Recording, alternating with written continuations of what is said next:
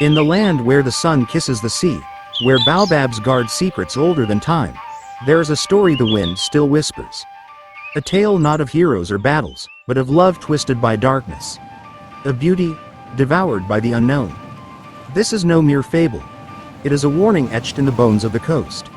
A tale of the girl who danced with fate, and wed the serpent beneath the waves.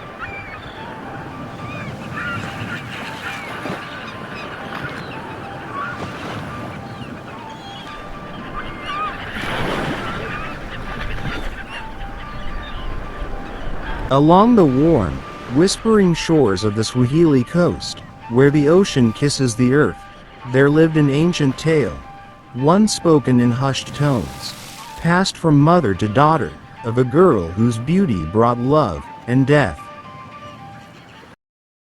Her name was Zara, a pearl among the coral, born to the rhythm of tides and village song. Her beauty was unmatched, not just in face, but in the kindness of her spirit. Men came bearing gifts, songs, and even gold. But Zara turned them all away. For her heart beat only for something more. Something beyond the horizon.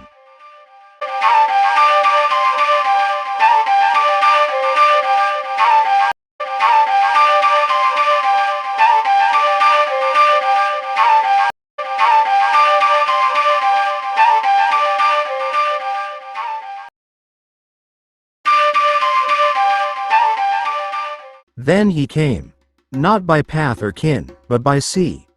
A man cloaked in silk and mystery. Eyes that glowed like amber beneath a fine veil. A voice like honey. Promises like silk. Zara fell like dry leaves in the wind. Her mother warned her, not all who smile bring peace. But love, once summoned, is a storm that cannot be stilled. Then stranger, tall, regal, his voice smooth as honey. He spoke of distant kingdoms, of wealth, of love eternal. And before long, Zara's heart surrendered.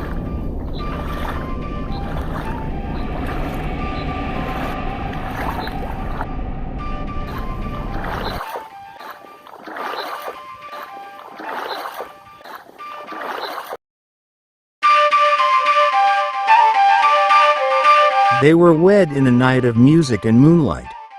But joy turned to silence when, on the seventh night, the stranger took her across the waters, to a place no map dared mark.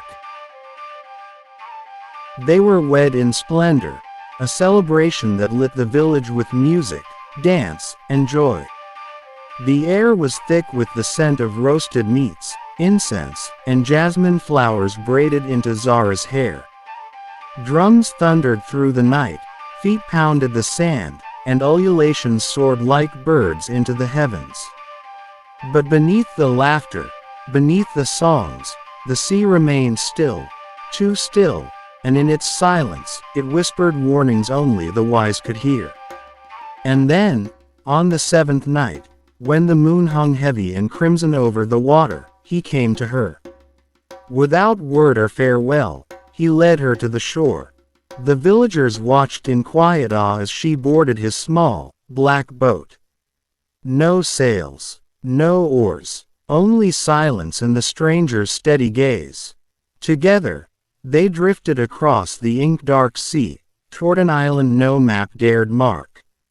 A place where the wind does not blow, where the birds do not sing, and where no human soul had ever returned from. The palace was silent, too silent. Not the peaceful stillness of sleep, but the unnerving hush of something watching. No servants moved through the halls. No laughter echoed from chambers. Just a heavy, living quiet, like the building itself was holding its breath. The walls seemed to lean in, whispering secrets in languages older than mankind. Shadows clung to the corners like cobwebs of forgotten souls. And the doors, the great, ancient doors, they didn't just sit closed. No, they pulsed, slow and deep, like they were breathing. Zara felt it then, not just around her, but beneath her skin. This was no home. It was a throat, and she was being swallowed.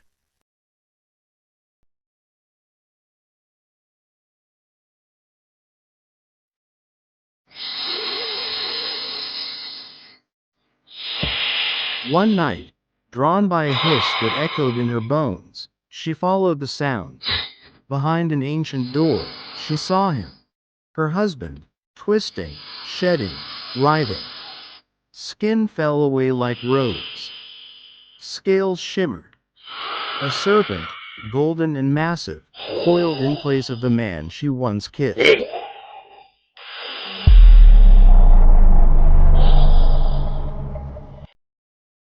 She ran, through jungle and mist, her cries swallowed by the island's curse.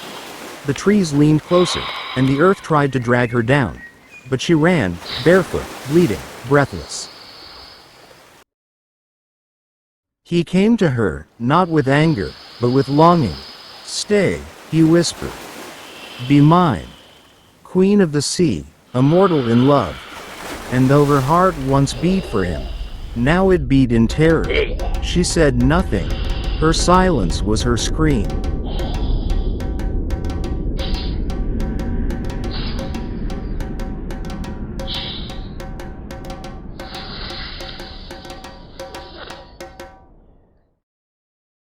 She was never seen again.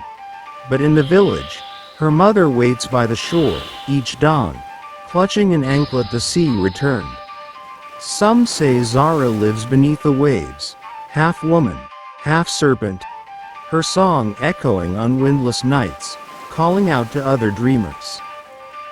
So if ever a stranger comes to your village, bearing charm and gold, look not into his eyes. Listen instead to the ocean. Because sometimes, the sea gives, but more often, it takes.